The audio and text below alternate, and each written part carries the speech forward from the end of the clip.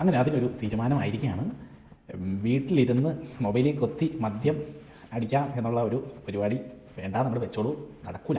കഴിഞ്ഞ കുറച്ച് ദിവസങ്ങളായിട്ട് കേരള ബീവറേജ് കോർപ്പറേഷൻ്റെ എം ഡിയും മന്ത്രിസഭയും തമ്മിൽ ചില പോര്, പുറമേ നിന്ന് കാണുമ്പോൾ പോര്, പക്ഷേ എന്താണ് റെയിൽ എന്നറിയില്ല. എന്തായാലും നമ്മളോട് ഇങ്ങനെ ഒന്ന് പറഞ്ഞുകൊണ്ടിരിക്കുന്നത് കേട്ടിരുന്നു. എം ഡി പറഞ്ഞു ഓൺലൈൻ ഉടനെ നടപ്പിലാക്കും, ഞങ്ങൾ അതിൻ്റെ ആപ്പിൻ്റെ പണി തുടങ്ങി, ഇനി വീട്ടിലിരുന്ന് എവിടെ ഇരുന്നോ ഓൺലൈനായിട്ട് ഓർഡർ ചെയ്യാം. പക്ഷേ ആദ്യം മന്ത്രി പറഞ്ഞു നോക്കട്ടെ, ശ്രമിച്ച് നോക്കാമെന്നൊക്കെ.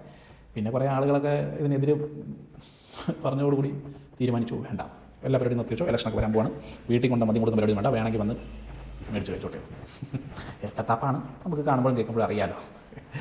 വൺസ് ഒരാൾ മദ്യപിക്കണം എന്ന് വിചാരിച്ചു കഴിഞ്ഞാൽ അത് എങ്ങനെയായാലും മദ്യപിക്കും. അതിപ്പോൾ ഓൺലൈൻ ആയാലും വേണ്ടില്ല, ഓഫ്ലൈൻ ആയാലും വേണ്ടില്ല. ഓൺലൈനായിട്ട് മദ്യം ഇവിടെ കൊണ്ട് കൊടുക്കുകയാണെങ്കിൽ ഇവൻ ഇനി ബീവറേജിൽ പോയി മേടിച്ച് അതിൻ്റെ സൈഡിൽ ഇരുന്ന് അടിച്ച് വണ്ടിയും കൊണ്ട് ലാഭം ഉണ്ടാക്കും, അല്ലെങ്കിൽ ആരെങ്കിലും മെക്കെട്ട് കയറുന്നതൊക്കെ ചിലപ്പോൾ കുറച്ചൊക്കെ ഒഴിവാക്കാം, പൂർണ്ണമായിട്ടല്ല, കുറച്ചൊക്കെ ഒഴിവാക്കാം. പിന്നെ വീടുകളിലേക്ക് മാത്രമേ ഇത് ഡെലിവറി ചെയ്യുള്ളൂ എന്നുള്ള ഒരു സെറ്റപ്പൊക്കെ വേണം, അല്ലാണ്ട് കടകളിലേക്ക് അങ്ങനത്തെയൊക്കെ ഒഴിവാക്കിയിട്ട് സ്റ്റാർട്ട് ചെയ്താൽ മതി. പിന്നെ ഇപ്പോൾ നിങ്ങൾ വലിയ കാര്യത്തിൽ ഇതൊക്കെ പറയുന്നു. എത്രയോ ഓട്ടോറിക്ഷക്കാർ ഓൺലൈൻ സർവീസ് എന്നോ തുടങ്ങിയിട്ടുണ്ട്. ജസ്റ്റ് അവരെ ഒന്ന് ഫോൺ വിളിച്ചാൽ മതി, ഒരു പൈൻറ്റ്, ഒരു ക്വാർട്ടർ, 2 ഫുൾ സാധനം നിങ്ങളുടെ എവിടെ ഉള്ള അവിടെ എത്തും. ഇല്ലാന്ന് പറയാൻ പറ്റുമോ? ഇതൊക്കെ എല്ലാവർക്കും അറിയാമെന്ന്. ബീവറേജ് ഇല്ലാതെ കേരള സർക്കാരില്ല, ഇതൊക്കെ അറിയാം. പിന്നെ ഇതിനോട് ഇത്ര ദേഷ്യമാണ് ഇതങ്ങ് നിരോധിച്ചാൽ പോലെ ചെയ്യൂലല്ലോ. അന്ന് വീഴും മന്ത്രിസഭ, അന്ന് വീഴും സർക്കാർ, ഖജനാവ് കാലി.